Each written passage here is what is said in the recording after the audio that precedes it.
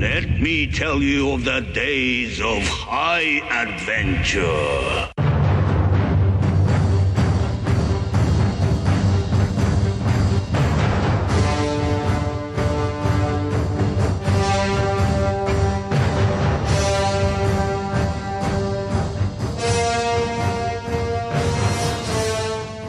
Hi, I'm Kevin. And I'm John. And this is 6 Degrees of Schwarzenegger, the podcast where we take a long, hard look back at some of our favorite action movies from the era of Arnold. Schwarzenegger is the icon of the genre. And we're taking a deep dive into some of these 80s and 90s cult action movies, and we're breaking them all the way down.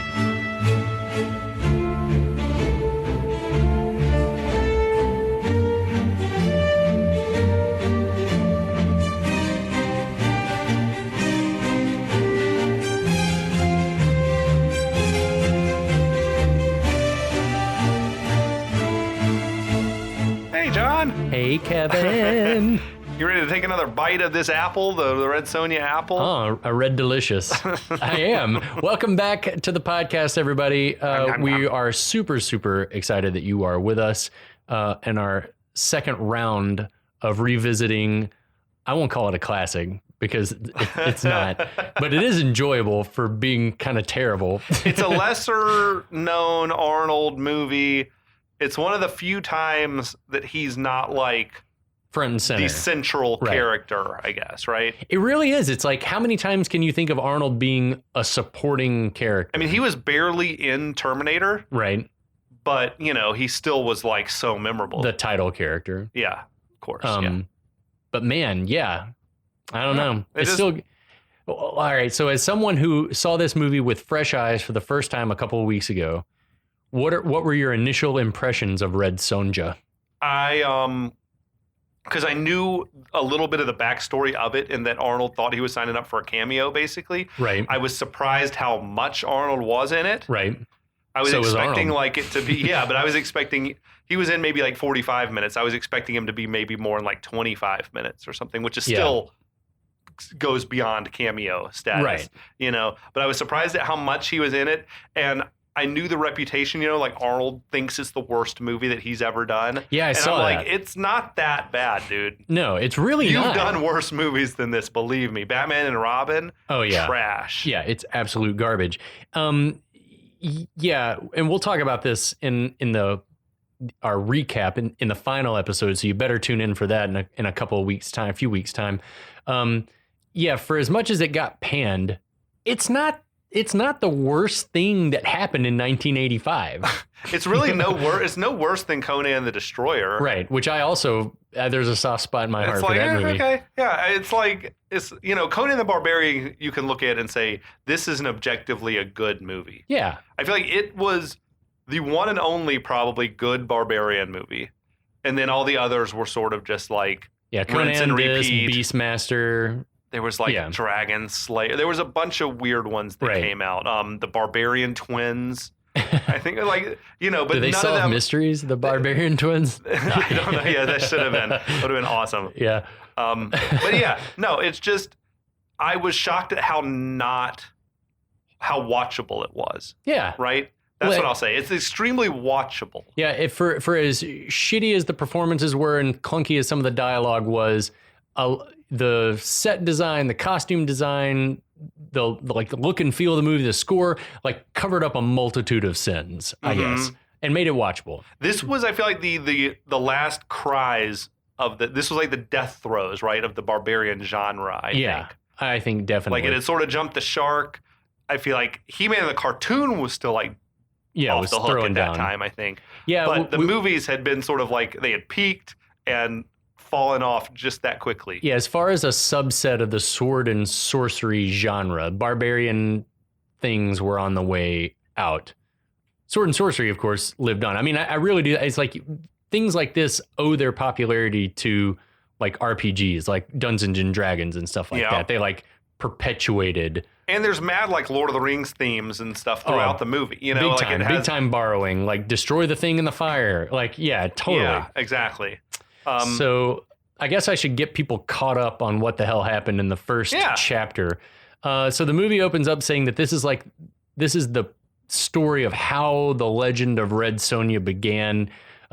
It opens up with a blue fairy telling us that Sonja's family had been wiped out. She'd been sexually assaulted by Queen Gedren's soldiers because she spurned Queen Gedren's overtly sexual advances. Yep.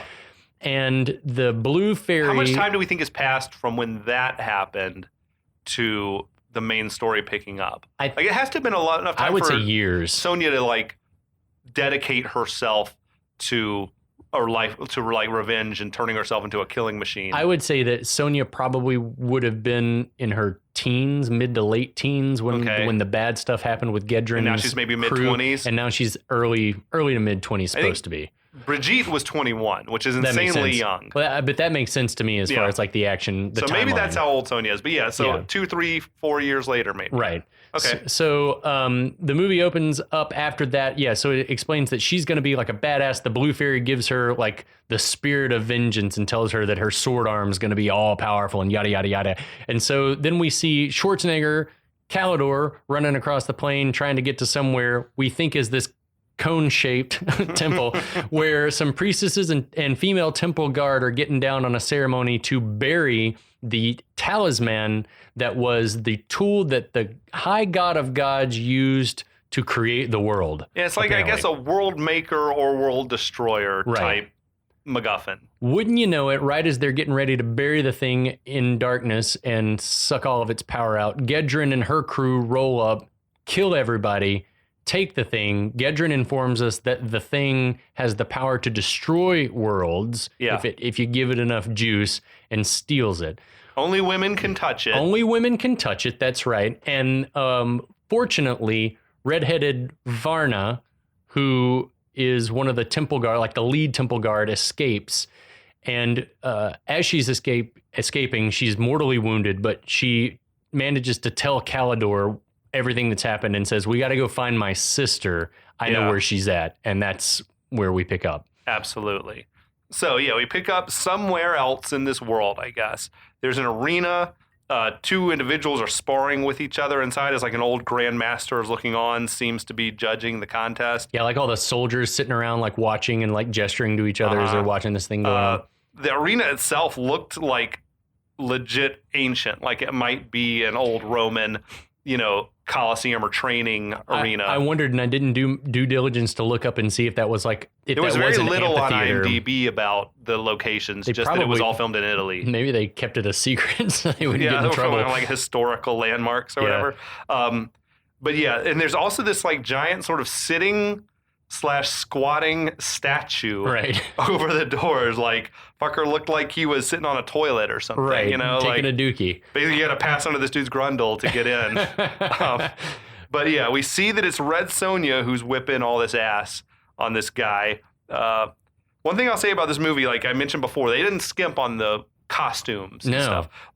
This crew at the arena has got a whole unique, different look, a different aesthetic. Every single people group en masse that you see in this movie has a unique aesthetic. Yeah. It's sort of akin to watching Lord of the Rings, how much Weta put into creating elf costumes and orc costumes and dwarf costumes. I mean, it's everyone is identifiably part of a different tribe or culture. Right. Now, these dudes did look like they were wearing birdhouses on their head, I thought. But, totally. But at least they had a different look. The Grandmaster tells Red Sonja there's nothing more for her to learn, that she has become the master of the master. Right. That dude's costume also was amazing. Yeah, I love when she knocks dude out, that all the other dudes are banging their swords on their chest plates, they have unique breastplates. Customs and shit. To congratulate her on her cool win. Was all that the white fur or whatever, was that supposed to be that dude's hair, the Grandmaster's hair, or was it fur? Do you know what I'm talking about? Yeah. Sort of looked like that dude from Masters of the Universe with the big white mullet. Karg. Yeah, it looked like Karg. I think that it's probably supposed to be decorative, like a headdress or something like that. But her opponent, Red Sonja's opponent, tries to hug her and congratulations. Which is weird because I don't think that would happen anyway. She pulls back in confusion. Yeah. The Grandmaster, this gets weird. The Grandmaster tells her she must learn to love men more. that they're not all evil. He's like on some, like, this is kind of problematic, and he's like rocking some like not all men shit. You know, it was just odd. You don't know his heart. So Sonja says, well, we each must judge by our own experience, which is fair enough, right? He says that her hatred of men could be her downfall. And she says, well, she doesn't hate all men. Then the Grandmaster sort of makes a pass at her. It's like, well, if I was 30 years younger, and it's like, okay, creepy, dude. It didn't come off quite as, it kind of came off as sort of endearing. Like if I could still get it up, maybe, but I can't now. So I'm no threat to you. So he leads her away and says a great swordsman must have a great sword. Ebert derided that line. Because swordsman? Well, no, she said, no shit. Like, of course a great swordsman needs a great sword, you dumbass. Like, he was like, that line sucks. So they wander over to the forge where this blacksmith is like making swords and shit. I want a sword. I would also love to do some smithing. I think that'd be so much fun. Mm-hmm. That'd be badass and good for your body. Get yourself an anvil. Yeah, exactly. Take out some aggression, pound some metal. The Grandmaster tells her to choose. It was like Miyagi telling Daniel to choose a car. Yeah. Type shit. You choose. Which I always thought Daniel chose the wrong car. Yeah, I know. There were some better looking cars. There was there was a sweet little compact blue sort of convertible that I was like, oh, that's the one right there. Anyway. She examines the swords. She hears that voice. The voice of vengeance. The beginning again. Yeah, the exposition fairy, the patron saint of revenge. I love the exposition fairy. She's Sonja. She's like looking around. The Grandmaster's like, Sonja, what's going on? What are you doing? Grandmaster's like, huh?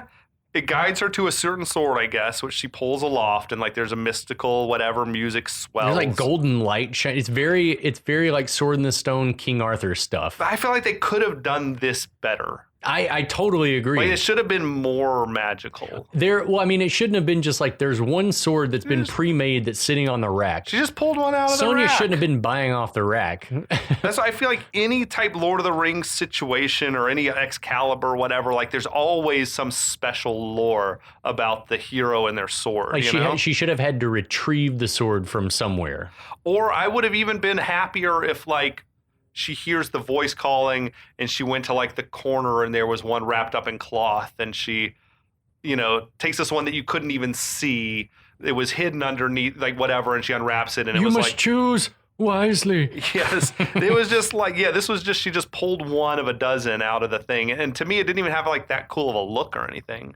It had like the extra little bit of like gold above the hilt. It was like a double hilt. Yeah. Which, I don't know, it kind of looked cool, but whatever. Yeah. Yeah. It just was like, you expect a more, we know, we'll get to it. There were some moments in this movie where they were definitely just trying to pad the runtime. Yeah. And they could have gotten a little bit more bang for their buck, like here. Yeah, just totally. Like padding this scene out, make it more epic. Yeah, agreed. Anyway, Kalidor comes galloping into the arena, like passes right under that dude's gooch, the statue. He says, I'm looking for Red Sonja. She just steps out and says, yeah, I'm Red Sonja. He's like, we got to talk about two things. First, Sonja's hair. Like, do you think that's real? Do you think that's Brigitte Nielsen's coming out of her scalp?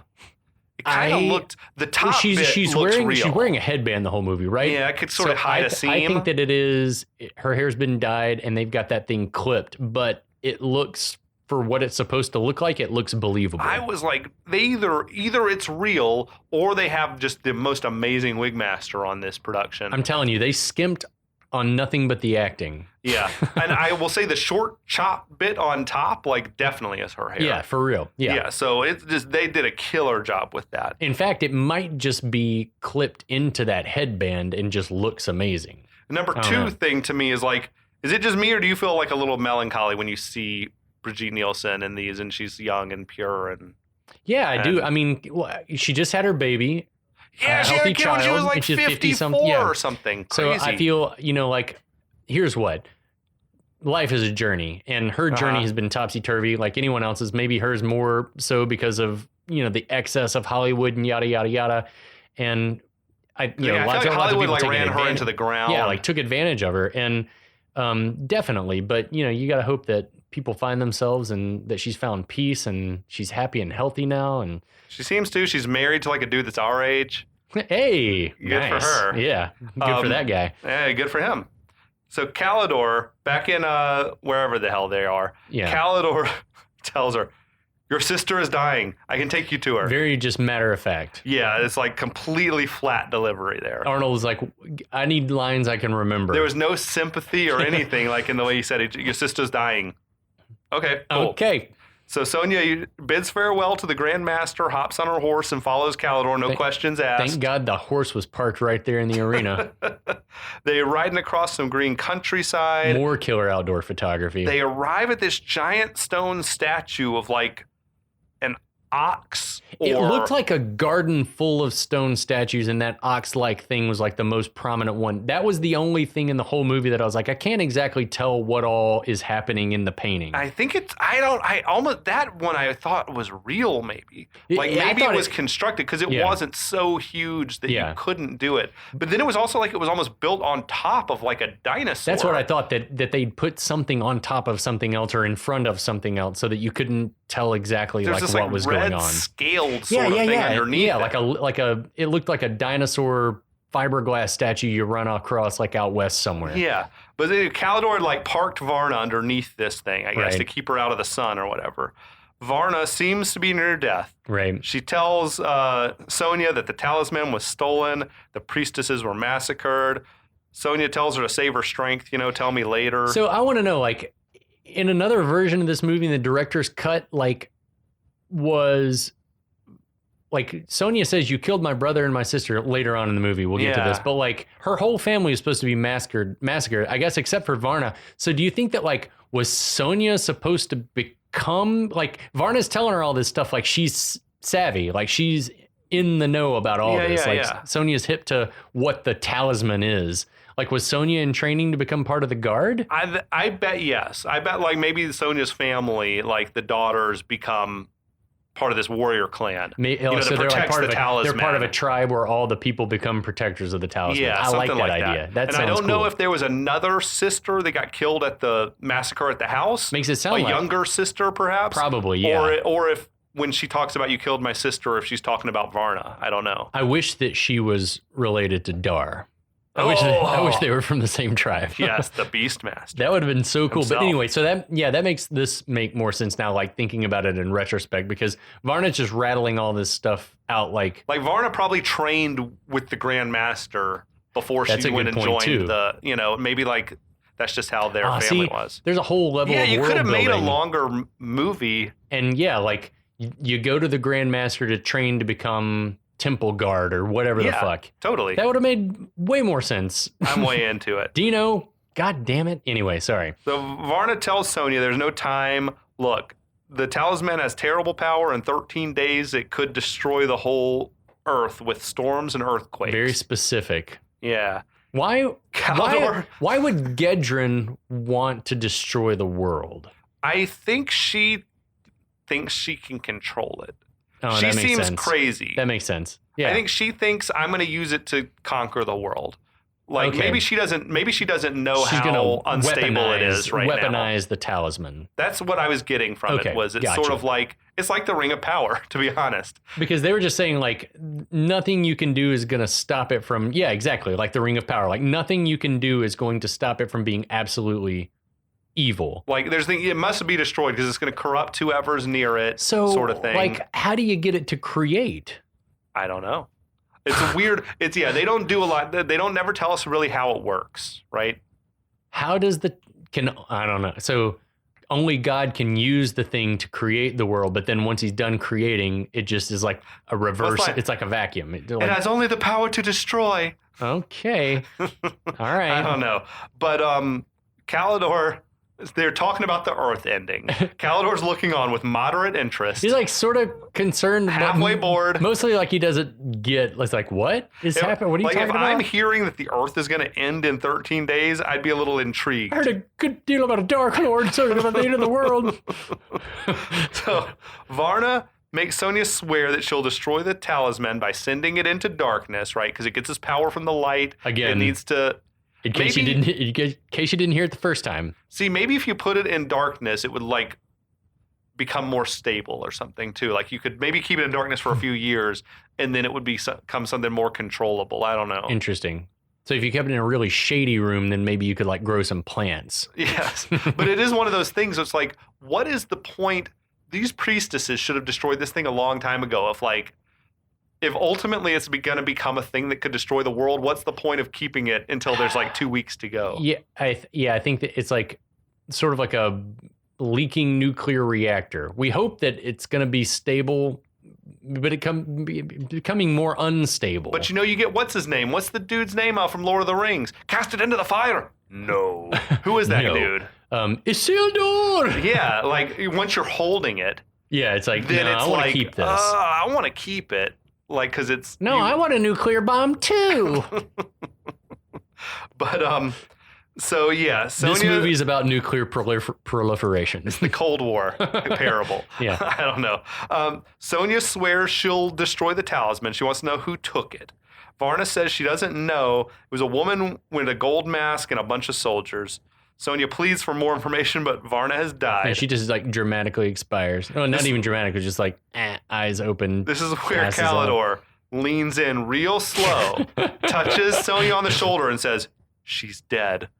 Like, thanks. I hadn't realized that. And the living have work to do. The living have work to do. The worst bedside manner ever from Kalidor. She's dead. Like, no, I have a front row seat. Your sister's dying. I can take you to her. Whoa, what? Oh, okay. So Sonya pulls away from Kalidor, says it's no concern of his. She wants to know who he is. Kalidor introduces himself. I befriended your sister, remember? Again, like kind of asshole-ish. Yeah. I befriended your sister, remember? I'm a friend of yours too. It's like just kind of snarky, like to someone whose sister literally just died in front of them. Yeah. It's like, yeah, I don't know. A little softer touch will get you further, buddy. He's not a Tinder. He doesn't have his Tinder side up yet. Sonya says that Kalidor will be rewarded for what he's done for Varna. How? How does she know that? She doesn't have any money to give him, I don't think. Kalidor says, I'm no mercenary. And when I'm owed something, I take it. It's like, okay, that's some problematic shit. That's some creepy fuck. Okay, Alpha as hell, but like that's a problem. Kalidor walks off in a huff, and Sonya's crying over the corpse of Varna. Yeah, like, okay, this is all very, okay. Kalidor's like made it about himself now. Yeah, no, it's like, but what about my feelings?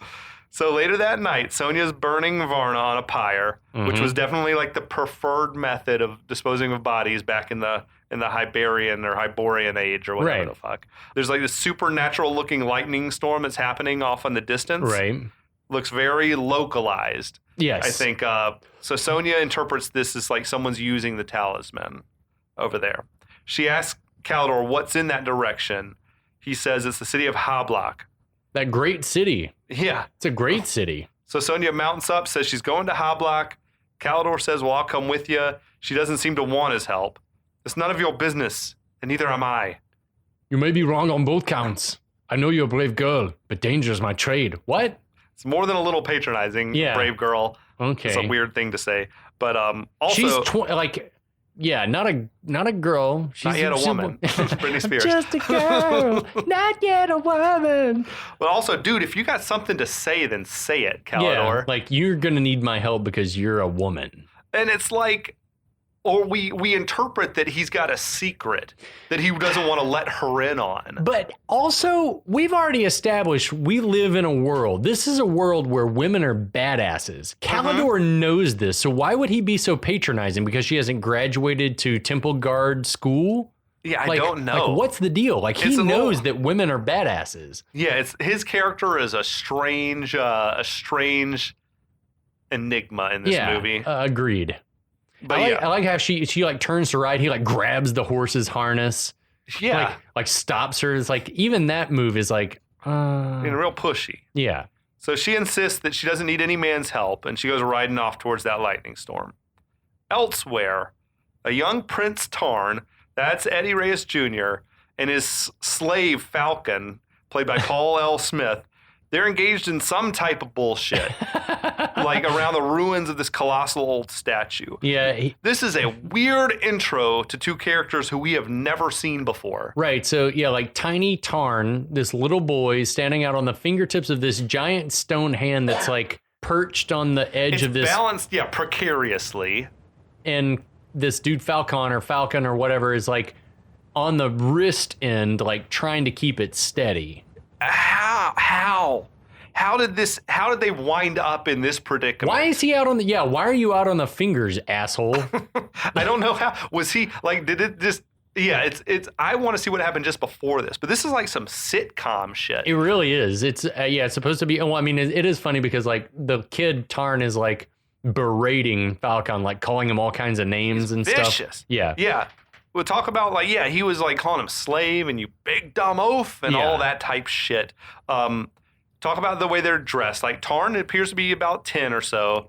He's dressed in like this crimson and gold robes, carrying a sword. He's got what looks like some sort of a crown that he wears on his head. And, well, both of their outfits are very, very reminiscent of like, I don't know what time period, but like ancient Chinese dynasty, like imperial clothing. Especially the headwear, I thought. Yeah, the headwear especially.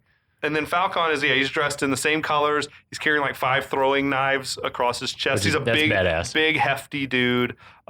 He carries this massive bone on his hip, like a bone weapon. I don't know what kind of type animal it came from. It's like a femur of something. Something huge.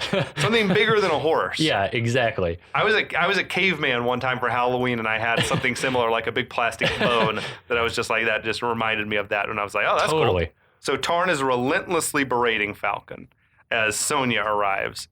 Falcon's like a better man than me because I would have just dumped this little kid in the mud. He's like, he's supposedly above a pit of like boiling mud. Yeah, so like Falcon like steadies this giant stone hand, which would be no mean feat, and then tells Tarn to come to him, and then Tarn yells back, "Don't give me orders, slave, or I'll have you hung by your heels." I'm like, fucking let him die. Just like let him go. Just tip that hand in. Just push it up and let it slide down. Absolutely, man. So Sonja arrives, tells Tarn to hold steady. She calls him boy, which pisses him off. Yeah, this really pisses me off to no end. Sonja helps rotate the giant hand around to where Tarn can hop off to safety. But now Falcon is like dangling over the boiling mud. She struggles to keep the hand balanced while Falcon sort of like awkwardly and humorously clambers his way off. It's like clearly the comic relief has arrived. So does this not paint the picture that Sonja is also very strong? I don't care what kind of a fulcrum that hand is on. It weighs several tons. It would have to be balanced perfectly for her to be able to effortlessly sort of. So so I think she is stronger than your average human. Stronger than the average man. So Tarn orders Falcon to give Sonja a reward for helping her and inform her who I am. He says, "His Royal Highness, the Prince Tarn, great lord of Hablok, keeper of the spotless throne, great elephant who fertilizes the world with his..." And he starts to mouth the word shit. Tarn said, "I told you not to say that. Do it again and I'll have you impaled."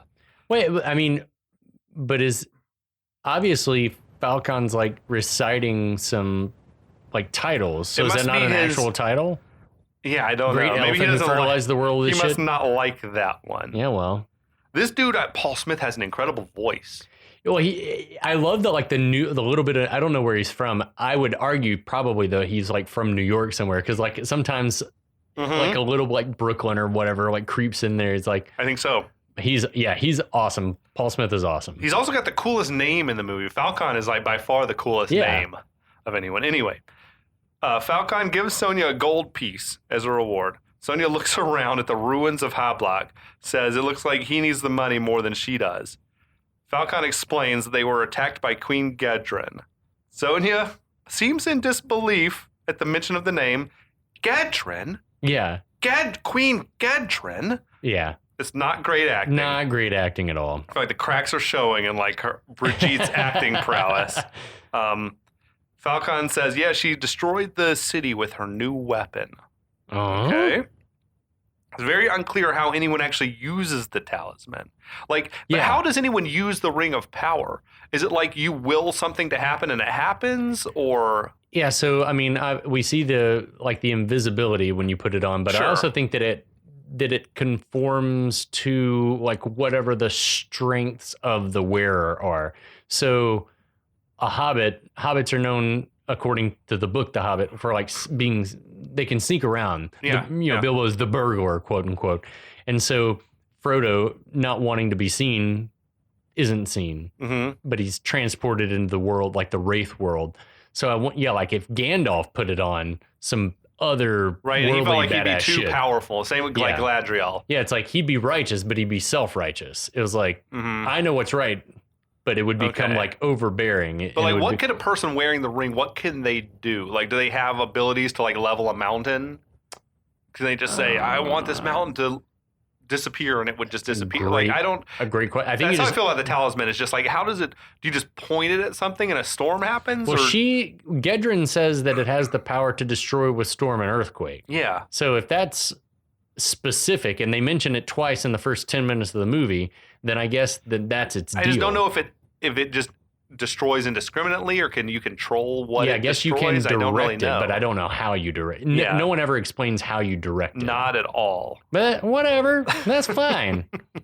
So Sonja wants to know where she can find Queen Gedrin. Falkon says she's gone to Birkebane, the land of eternal night. Okay. Not the greatest place probably to take something that needs light for power. Yeah, exactly. Falkon says she can get there. She can take the long scenic route, or she can get there quickly by taking Brytag's toll road. Okay. Which clearly sounds like a bad idea. Yeah. Well, no, I'll take what's behind door number 2 for sure.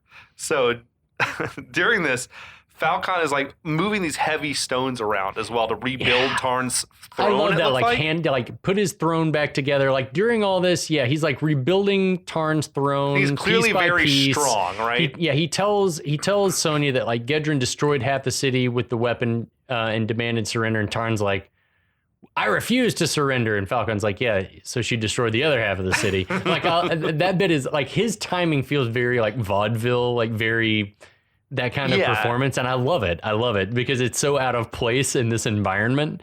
And Ernie Reyes Jr. is killing it as like the bratty kid. Oh yeah, totally. It's so good. Prince Tarn gets real sexist and says like, do you want to join my army? We need a cook. Oh. That's fucking vicious. That is, yeah. Sonja's mounting up to leave. She advises Falkon she should spank some manners into the prince, basically. There was an actual laugh for me where Tarn tells Falkon, we'll dine in an hour. And Sonja goes riding off. And Falkon calls after her like, you wouldn't happen to have a tablecloth, would you? That's good stuff, It is man. good. So as Sonja rides alone through this misty valley, we see that Kalidor is following from a distance. There's like an ominous sort of musical cue, but I think we know that he's a good guy. Yeah. Right? Yeah. Okay.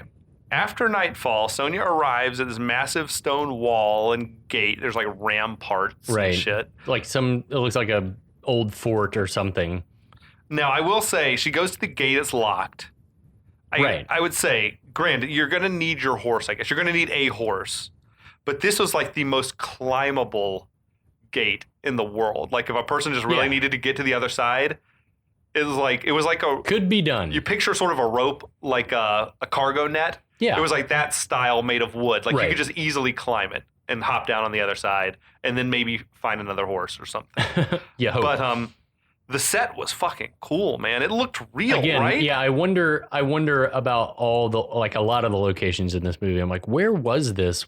Because if it's in Italy, like they could have some ancient ruins, that they are now filming locations. Yeah, I'm sure there and are stuff like that. Because this shit was not like plywood and shit. This is like real stone or concrete. It could have been a World War II bunker or something. Maybe, as well. But whatever it was pretty impressive.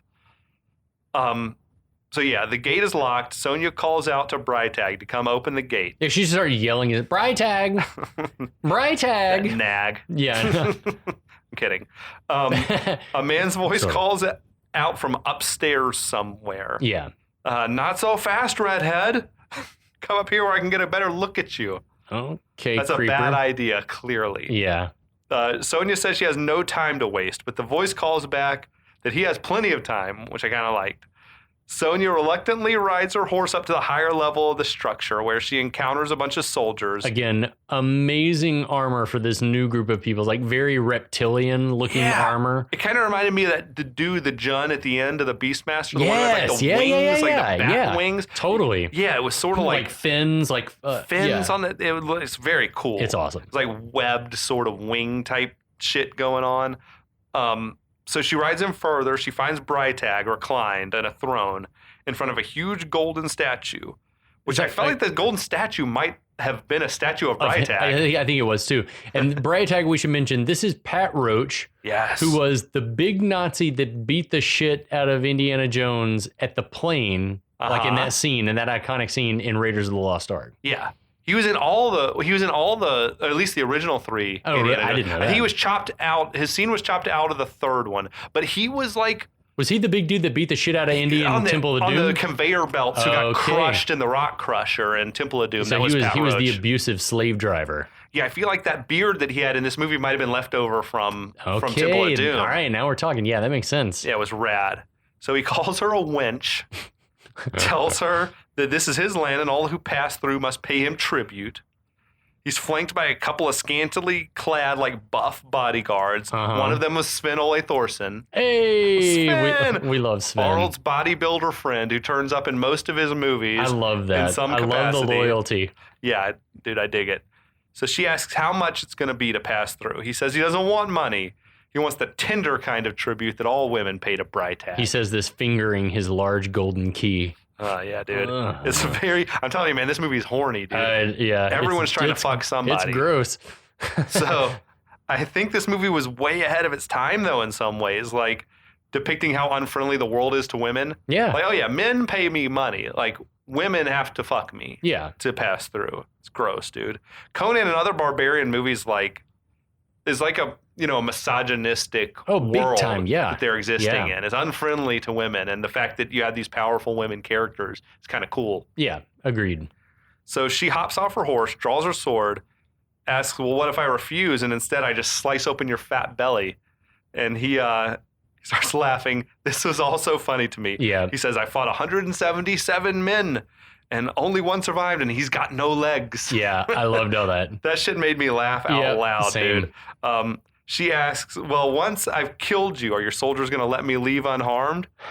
And then... I love this whole bit. Yeah, Brytag tells his men if she kills me, they're to let her leave. Yeah, when she's killed me, you'll let her go unharmed, won't you? And there's this very like half-hearted chorus of agreement. Like, yeah, sure, we'll let her go. Yeah, it's fine. It's cool.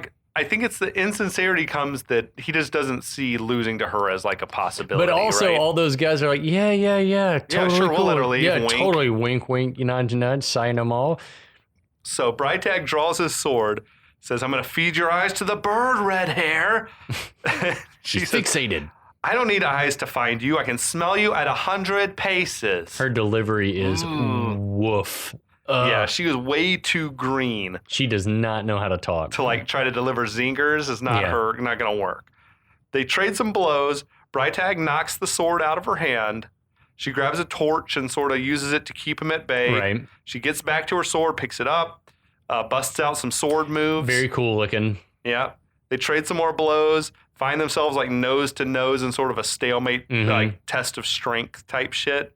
Brytag shoves her away. She lands a big blow on his shoulder. Blood splatters everywhere. He's furious. It's like the reddest blood you've ever seen.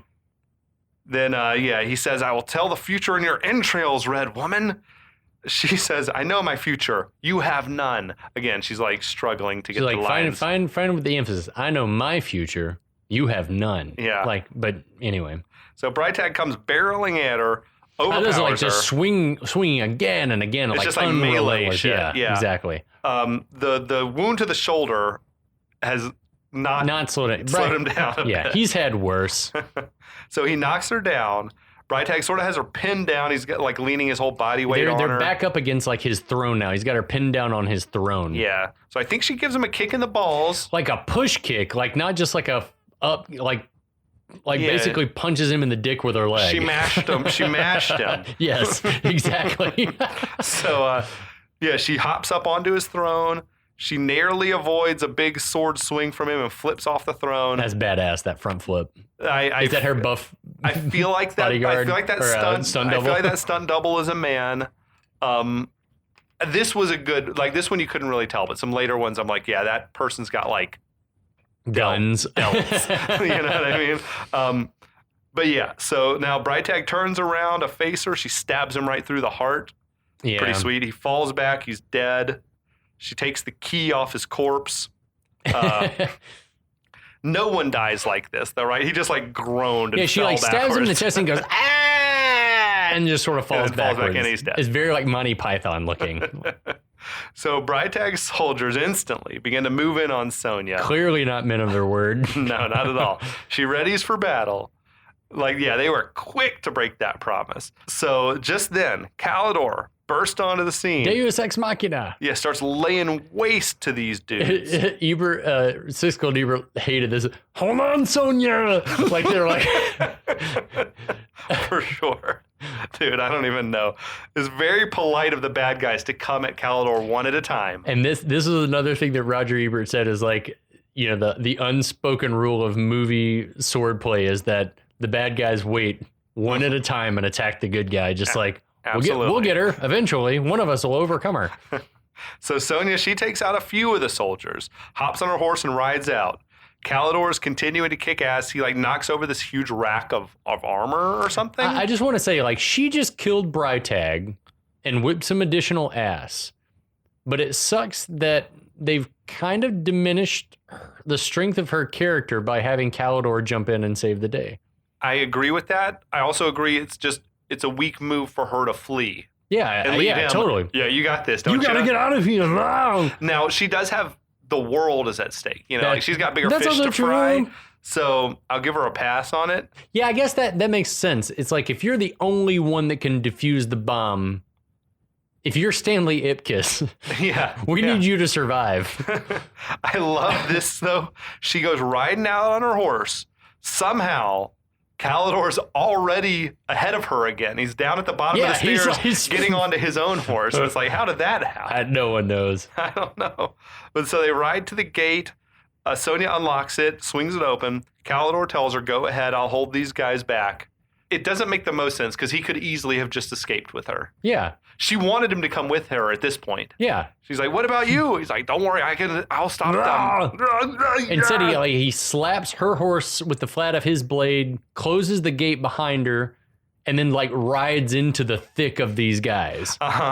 He's just like riding ahead with reckless bravery and lots of grunting. Yeah, and Sonja's like stops to smile and admire. She's like, oh, that's awesome. The only way that this makes sense is because you only have Schwarzenegger for half the movie. Yeah. It's like, we got to make the most of it. We got to have you disappear for some reason. Yeah. We need some scenes, some weeks we can film without you. You know, whatever. But yeah, so she rides off as Kalidor just like is riding circles around these dudes, just taking them out, I guess. Yeah, whatever. Probably. Or maybe he's going to get killed. Yeah. We don't know. What if he died? It'd be amazing. Like just a gruesome death and she like saw it. Imagine how surprising that would have been to moviegoers. If Arnold had like saved her life and he died right halfway through the movie. That would have been amazing. It kind of would have been great. I think it would have been awesome. And it like fueled her to become even stronger. Not that she needed help. Yeah. Like we sort of established her superhuman strength and then we never revisited it again in the whole movie. No, she never does like a real feat of strength again. No, he's always helping her. But anyway, we'll talk about that later. Yeah, I think we've reached the end of this chapter. Unfortunately. Yeah, we'll be back. There's so much more that's going to happen before the world either ends or doesn't end. So, check back in with us in a week's time. Yeah, find us on our feed. Find us on the Last Action Heroes podcast network, if that's where you're listening. And we will be back.